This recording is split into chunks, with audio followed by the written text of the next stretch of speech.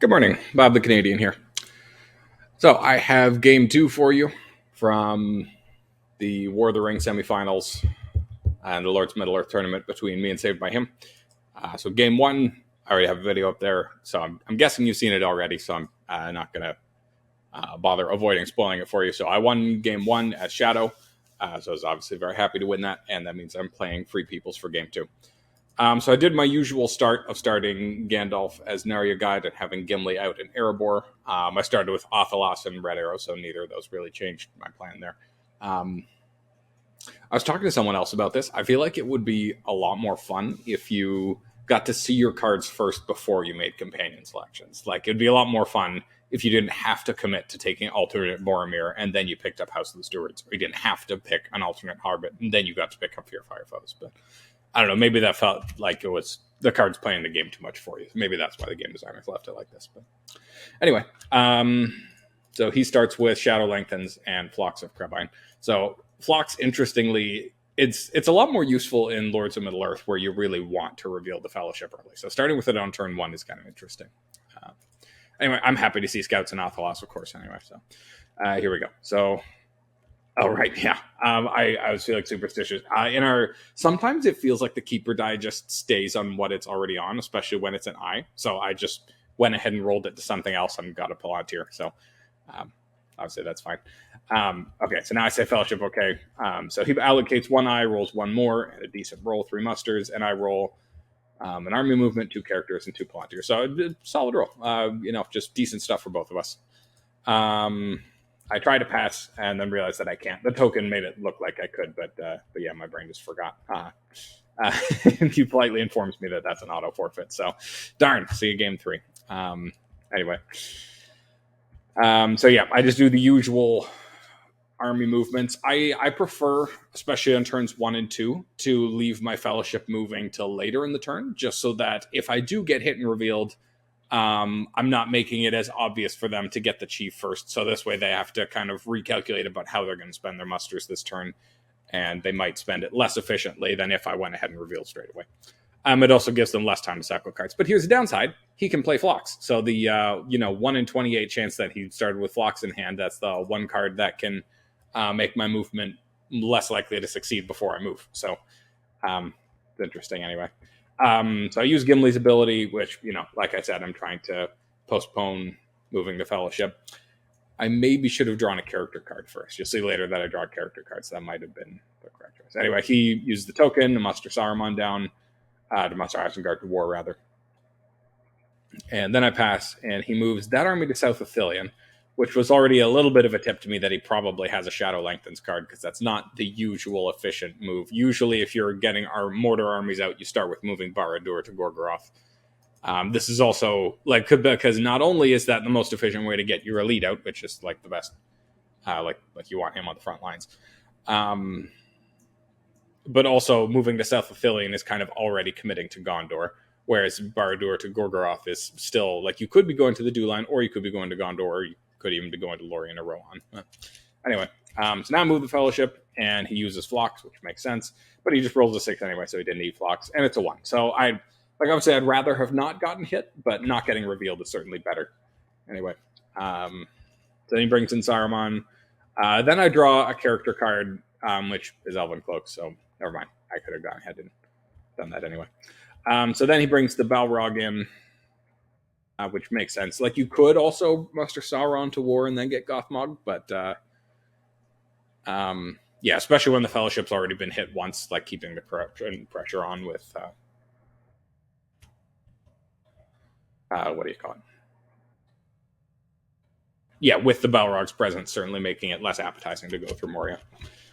Okay, so then I move, and I get hit again, and this time I'm revealed. So that's a bummer, but I mean, at least, it's more fair, because in game 1, he also got revealed on the first turn. So tomato. So I think about it for a bit, and I end up losing Gandalf because... it feels bad losing him to a 1, especially when it's only turn 1, and I don't know if corruption is going to be a huge issue or not. It's going to get worse anyway with the chief coming to sit on me next turn. But I figured this way I'll have Strider as guide, so not only will I be able to hide and move faster next turn and hopefully get revealed again and get away from the chief, but also I have Athelas to play and Saruman's in play, so I can get Gandalf the White next turn. So anyway, those things made sense to me. And especially when you're going the high pass route, like you really want Strider as guide so you can hide and keep moving faster because you are signing up to take an extra step as opposed to going through the Moria route. And of course, he gets the Chief.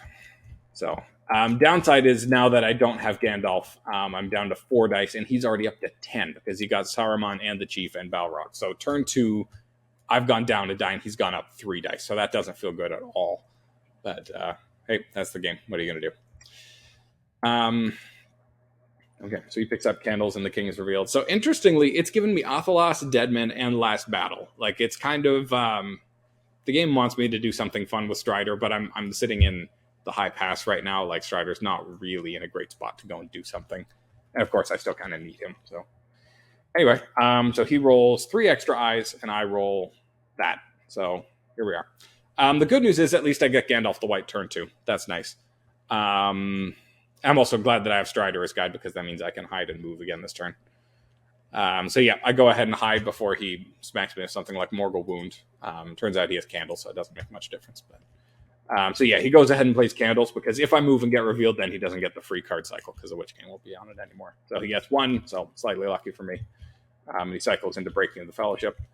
I move because I want to get away. I don't want to let him keep cycling. And I'm safe. So it's a little bit funny. Like I get hit on step 1 and 2 against 2 dice, and then I get missed by 5 dice. So it's just, this game's funny sometimes, you know. So I pass because I don't really need to reveal what I'm doing with these yet. He musters the Southrons to war, which I remember finding kind of ominous. Like I can understand him not wanting to muster Sauron to war to not let me get a keeper in, but at the same time, mustering the Southrons down is, I don't know. I was worried he had Corsairs already, which he doesn't. But yeah, anyway. Okay, so now he plays the Shadow Lengthens and yeah, brings those armies together. Now I get Gandalf the White. I don't have Purify Foes or Book of Mizarble, so there's no point bringing him in the Grey Haven, so might as well threaten Saruman with being in Fangorn.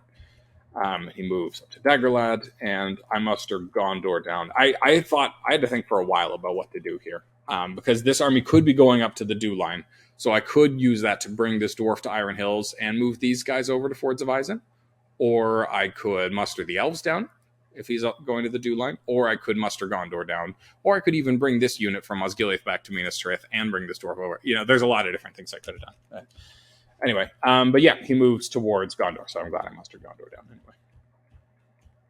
And now I pick up Wizard Staff. I hate it when that card shows up a turn too late. It's so taunting, because it's pretty much useless after Gandalf's out of... Like it could be useful as a combat card if Gandalf ends up in combat, but it doesn't happen very often. Always happy to see Dane. That can be useful. I probably chuck Wizard Staff, though, right? Yeah, I chuck Wizard Staff. Okay, so the gates are closed, and Swarm of Bats. Those are good cards, too. Okay, so he allocates 1 eye, rolls no more, and I roll 4 character dice. So that's a good turn for me. I'm excited to see this roll for sure. Lots of movement and hopefully not getting hit. Yeah, sometimes the game just spells the plan out for you. But of course I move and I get hit. So because what else would happen? And it's a 0 reveal. So it's nice that I got revealed here to get away from the cycling of the character cards. But it's annoying that it's annoying that I got hit at all in the first move still. So yeah, he hits me with Breaking now, and Smeagol joins the Fellowship, which is okay. I don't know, it's better than a 3. But I'd still rather have Strider so I could hide with the Palantir and keep running. Anyway. And he brings the Chief along and moves 1 Nazgul to Moria. Right, I remember being puzzled by that at the time. I know. And of course I get hit again. 1 reveal. Yeah. In the game's defense, it was about this mean to him in game 1. So it's fair and square anyway, just that the Fellowship's just getting ruthlessly beaten anyway. So I lose Smeagol to the 1 because I don't know. I have Athelas in hand. I still have all these other companions. I just feel like I don't really need to wait for a 3. And I want to be able to hide with Strider's ability on the Palantir and move again this turn anyway. So he activates the Balrog. I hide the Fellowship just in case he has, another card to hurt me with. And I'm also kind of I'm kind of baiting him to use another character die to chase me again, in the hopes of wasting some of his time militarily. He musters. No, what does he do? Right, he moves out towards Lorien. Yeah, he notices my lack of musters. That is the downside to a turn with 4 movement in a Palantir, is that you have no musters. So he can bring these armies over and happily beat the garbage out of Lorien, and I can't. Like I could spend a ring to muster Galadriel, but that feels like a real waste when I'd rather just move the Fellowship anyway. Yeah. So there's Sauron at war. There's the armies coming together. And there's him putting Lorien under siege. And now I go ahead and move the Fellowship. I guess I was worried that he had something like Ring Wraith or a Broad or Black Captain, so that he would get to put a reroll on me and attack the Fellowship at the same time. So, although I guess if he was going to do that, he could have done that last turn, so that doesn't make sense. But anyway, I move and I'm safe for once, so that's nice. I guess that's the second safe movement of the game. Yep. There have been worse beatings of the Fellowship before, but it's certainly not a great start for me, though. Okay, so he's attacking Lorien, of course. I played Daylight into Swarm of Bats. In hindsight, I'm wishing that I'd played Sudden Strike, because I'd rather have that canceled than a Daylight. But at the same time, you see a strategy card coming, you're worried about something like Deadly Strife, so it's pretty typical to play Daylight into a strategy card. Yeah. Anyway, so he rolls 1 hit, and I roll 1 hit. That's about fair. He presses, of course. Now I play Sudden Strike. If I get 1 hit, I remember watching him just kill 3 and thinking like, wow, that Sudden Strike went well. But obviously he's killing 2 for the Relentless Assault as well. And he gets 3 more hits, so that's good for him. And I get 0 back, so yeah. Depressing stuff from Lorien. No card, and then he rolls 2 6s. So yeah, like he did deserve to win that one. It's still it's depressing watching Lorien die this quickly, Okay, and then he used this character die to pivot his Nazgul around. So he puts the Chief back on the Fellowship, and the Balrog's coming out to maybe harass the Fellowship next turn, which makes sense. Like, after the Balrog's already blown up Lorien, like what else are you going to do? Like, he could maybe run down and help attack Gondor, but I feel like he's more powerful if he does get to sit on the Fellowship, and then I get revealed and I draw an eye. Like, there's no Galadriel to block that eye. Like, he might kill Strider with that. So, that's pretty powerful. And now I pick up the File of Galadriel, kind of a gift from Galadriel on her deathbed anyway. And he gets Orcs Multiplying and Dreadful Spells, so those are decent cards too. Okay, so he allocates 1 eye and rolls 2 more. And I get this roll. This is a nice roll. Oh yeah, and he doesn't even have the Southrons at war, so I'm not too worried about Day Without Dawn. Like, at the same time, it's another 4 movement turn, but it's against 3 eyes, so it's a little less nice, but I got hit 2 out of 3 times last time anyway, so might as well just keep moving. What do I do here? I think I move first, I think. Yeah. So the thinking here is that I could use a Will of the West to blow up the Balrog right now, but I don't need to. So I'm kind of waiting and hoping to bait him into using a character die to put the Balrog on top of me, and then I'll use a Will of the West to blow him up. So I'm moving here, and I'm expecting to not get hit or revealed, right? So that, like, if I had gotten revealed, then I'd be too far away for the Balrog, so that would be something. But yeah, so anyway, he draws a card. It's a foul thing. I move again. Now I'm hit, and now I'm revealed. So, yeah, again, now I'm too far away from the Balrog, so I don't have to worry about that anyway. And also, of course, you just want to get away from the Chief to make him spend more dice chasing you. Anyway, now the Southrons are at war. Now I kill the Balrog because, he doesn't really want to bring in Gothmog now because I'm close to Mordor, so he's close to wanting to switch to the Black Captain. So bringing in Gothmog, he's not going to get a lot of use out of it, and now I've removed his other keeper die, so I think that's still worthwhile anyway. Okay, so he brings in Nazgul. Nope, he doesn't. No, he does bring in Gothmog. Okay. So now I hide the Fellowship, and now he moves leadership around. Nope, he doesn't. Thinking. Right, he musters up in Helm's Deep. Yeah. He attacks Pelargir. Interesting. Does he have a... He doesn't have a character card to help him go faster anyway. So, I don't know. I guess he sees that I only have 1 die, so he's hoping to get to Dol Amroth quickly anyway. Okay, so he doesn't get a hit, which is lucky on my part. Like 6 dice, you should get 1/6. But at the same time, if you're hoping to get this guy, oh right, and I have Imrahil in hand, so that helps for sure. So I guess I was hoping that this guy would survive that round, retreat, and then he'd get attacked again, and then I would scouts away into Dol Amroth, then he'd put me under siege, and then next turn I could play Imrahil and still have a 5-unit stronghold anyway. So right, he attacks Osgiliath. No hits. I get 1. Actually, I remember thinking to myself after I said no card, it's like, oh, oops, I should have used scouts because I have a full hand anyway. I'm going to have to chuck something. But turns out to have been a great idea to not play scouts because he rolled 0 hits and I got 1. So better off that way.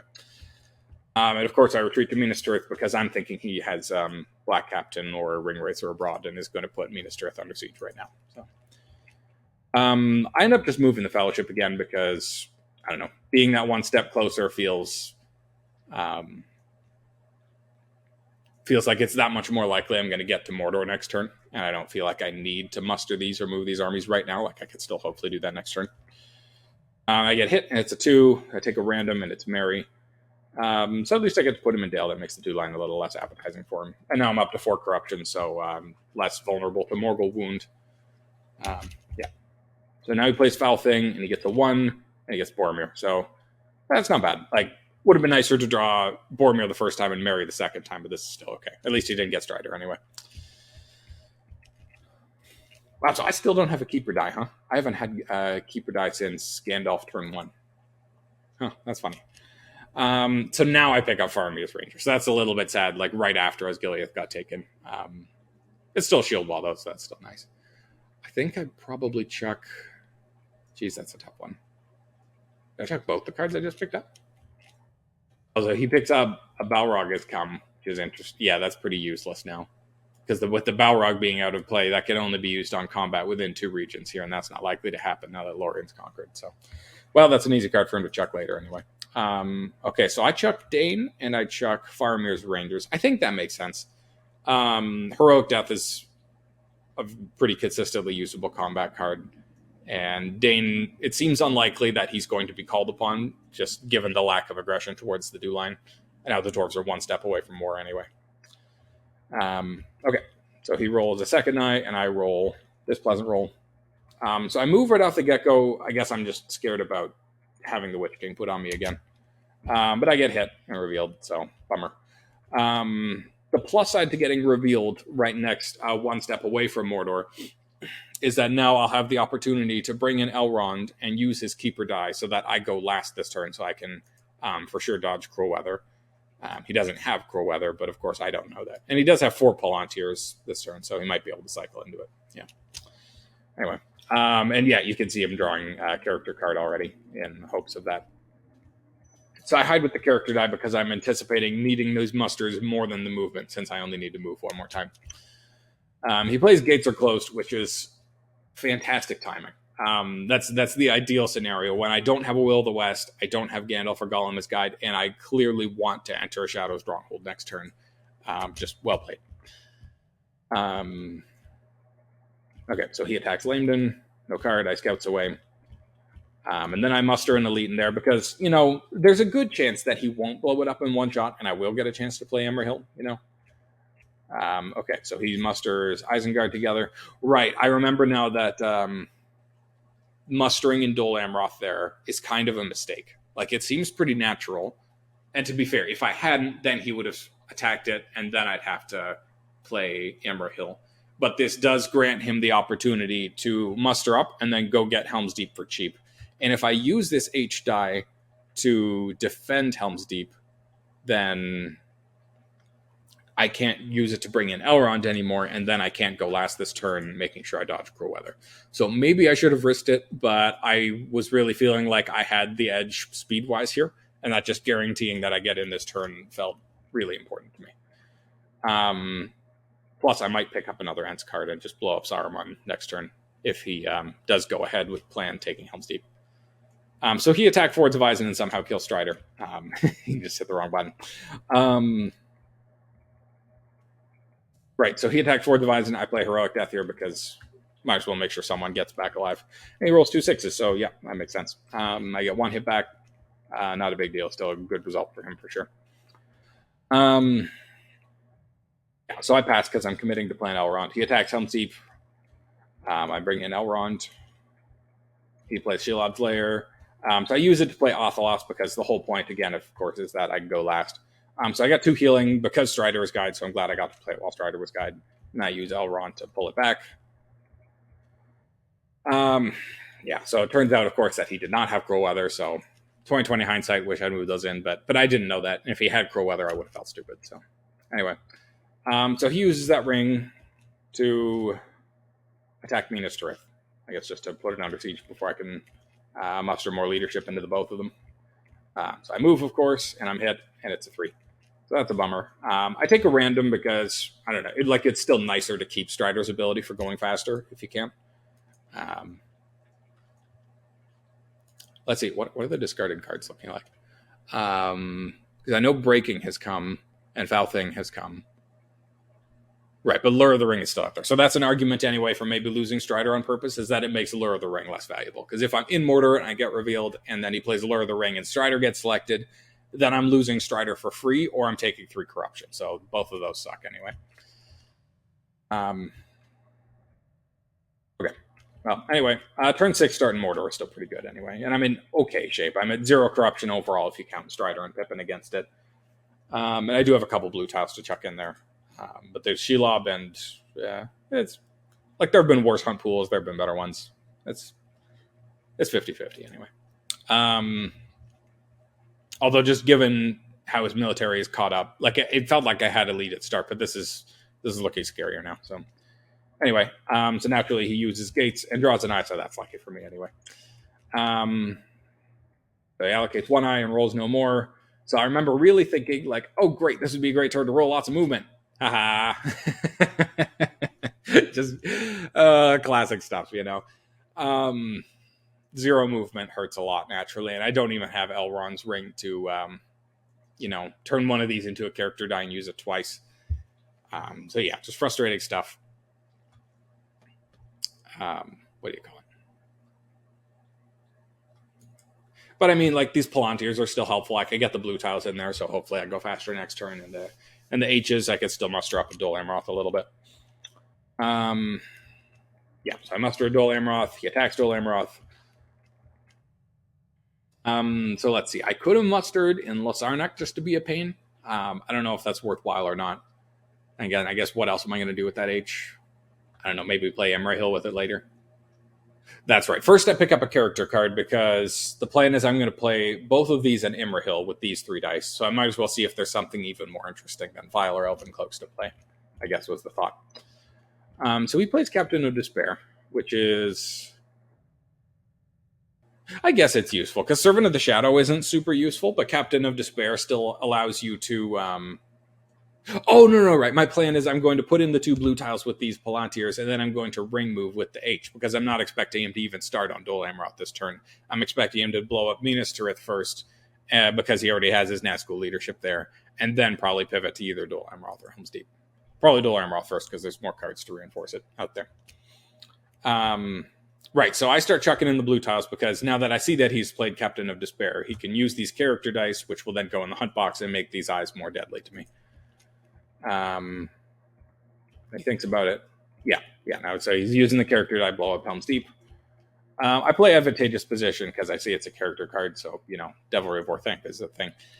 And he just rolls 3 6s anyway. So, on the other hand, maybe it wouldn't have made any difference if I had these armies in here. Maybe they just would have got blown up anyway. So, I get 2 hits back, but it doesn't really make a big difference. Interestingly, I move now. I guess I want to save this Palantir for playing Imrahil this turn if I need to, I guess.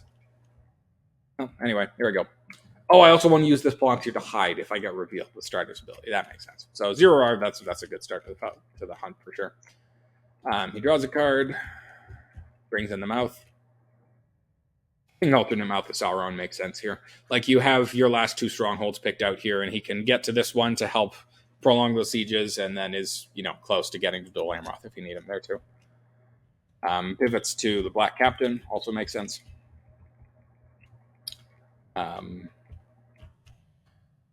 Brings the leadership to the strongholds. Uses silt rolls. I hide the fellowship, and then he attacks Dol Amroth. He uses a Muma kill and only gets one hit, so that's relief, and I get one hit back. So that could have been worse for sure. He presses. I play no card. Desperate Battle. He gets only one hit, so that's good luck for me, and I get 3. So that's nice. So it's always a tough choice when you have something like Imrahil in hand, because I could cap up the stronghold better if I'd taken a regular as a casualty, but then I'm kind of telling him that I have Imrahil and I'm inviting him to press and try to finish me off. But in theory, I could look at this army and think that it's probably not strong enough to do the job, but I don't know what he has. Like, what if he has a Deadly Strike for 2? You know, I don't know. It's just a tough call. Okay. So I get safe paths in the dark. So I'm very happy to see that, because I'm close to being down to Golem. I'm only 2 companions away, and I really want to get We Shall Get It out of the way. And healing 1 too, like, that's just a great card. Celeborn's is obviously not playable, but it's daylight, so that's nice. And he picks up Warren Restore and Toil, which I guess that's not completely useless. It's not great though, you know. And Shadows Gather, that's always a good card. Oh, that's perfect that he picked it up right now. Like, after one of these armies finishes, then it can pivot over and go help the other one. Like, this Dol Amroth army is definitely going to need help anyway. Okay, so I roll 2 movement this time, so I'm still on a 2 movement for 10 dice. So that's still not great for sure, but it's better than last turn, so that's something. So I move, and it's a 3. I think about, originally I take Strider, and then I decide that, you know what, I might as well take it random, because again, it's still nice to have Strider's ability for if I get revealed again. Although I guess the only reveal out there is a 2 reveal. So would I really want to go to 8? Or like take an eye and go to 9? I guess it doesn't really make a difference. Anyway, he attacks Minas Tirith. Rolls 3 6s. That helps. I roll no hits. That also helps. So I'm not playing cards here. I guess I'm saving my cards. Right, I only have 2 cards that I could play for combat anyway, and it's Celeborn and Imrahil. So I'm saving those for Dol Amroth, because that's more likely to hold on than, what do you call it? Than Minas Tirith. Okay, so he has lots of elites, so he presses away, keeps rolling 6s. Yeah, and he finishes the job, which makes sense. It's about what you'd expect to happen. Captain of Despair goes in there. Right, I move again. It's an eye. So it's 4 damage this time, so I kind of just, you got to lose Strider to that. Otherwise, I'd be going up to 10 corruption, and that's just scary. So in comes Golem. Right, and Captain of Despair goes away too, so that's nice. Right, so he brings that army over to conquer Lasarnak. So maybe this is a... Right. I remember thinking to myself that I probably should have mustered in Lasarnak there instead. Just to keep him from moving his armies this much more efficiently, you know? Anyway.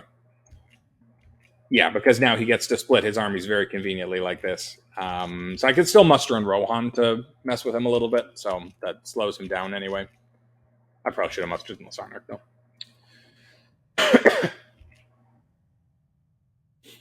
Okay. So he attacks the fold and wins, obviously. All right, but of course I still wanted to have 1 H to play Imrahil, and I think I was also thinking that it would be nice to use a ring to pick up a card, for the desperate hope of holding on to Dol Amroth, because that's my only real hope here. So I go ahead and play Imrahil here, because especially with the mouth and 2 elites, like, that's 4 rounds of combat. Like, there's no way that that will survive by itself. So he attacks Dol Amroth. I play Daylight into his Great Host. He rolls 1/6 anyway. I get 2 hits back. So that makes me, content about playing Imrahil, because if I hadn't gotten that second hit, it would have been easier for him to trigger Great Host. So that's something anyway. Yeah, uses the free press with the mouth. No card. He gets 1 hit. I get 0. So that's depressing. That's the kind of turn where you really need to roll. What do you call it? You just like if you're gonna roll 4 hits at some point, just please right here, please, So anyway, I use a ring to pick up a card. You take any guess. I'm drawing a strategy card. Take a guess. Write it down in the comments. It's Kieran's ships, of course. Just this game is such a troll. Where like if I hadn't mustered in Rohan and I'd picked up a card instead, then I could have played Kieran's ships. But like, who expects to draw Kieran's ships on the 1 in 19? I think I was praying for a confusion or something, you know. Anyway. He attacks Gol Amroth and plays Will with Sat just for the cycle. 1 hit, 2. He presses, Black Breath, and just rolls 3 6s. So that's that. I could have technically, you know, stuck around and made him attack Edoras for the last one, but it's easier to just say GG. Yeah. But anyway, that's that. I think, you know, pretty well played on both our parts. Again, the only, like, maybe I should have moved this Rohan army. Maybe I should have drawn a card first instead of mustering Rohan. But yeah, tomato, you know. Yep, that's just how it goes sometimes. It is funny. I'm, you know, 1 game away from either. So we're going to game 3, obviously. Random roll to decide who gets which side. So it'll be interesting to see how that goes. At this point, it's okay for me either way because it's just enough of a meme now in my head that I always come in 4th. Every single tournament I've entered, I come in 4th. That's just how it goes. So if I get to go to the finals, then that's great. I'd love to come in 1st or 2nd. But if I go to the consolation match and lose, then it's funny. So kind of win, lose, but the lose is still funny. So what's the point of life if you can't laugh about something? Statistics, Bob. Okay, so -1 on 6s, -6 on 5s. Wow, okay, his combat felt stronger than that. Interesting. I'm also just a pessimist, so that's probably why that felt stronger than that. But like still closing out a turn 7 military victory on negative combat dice. Like I guess that means the right cards came at the right time. Also, Helm's Deep and Lorien were relatively weak sieges, so that's kind of my fault. But I think it's more so just him doing a good job of seeing the weakness of my rolls at the wrong and seizing the strongholds at the right time. You know, which is the right way to play Shadow.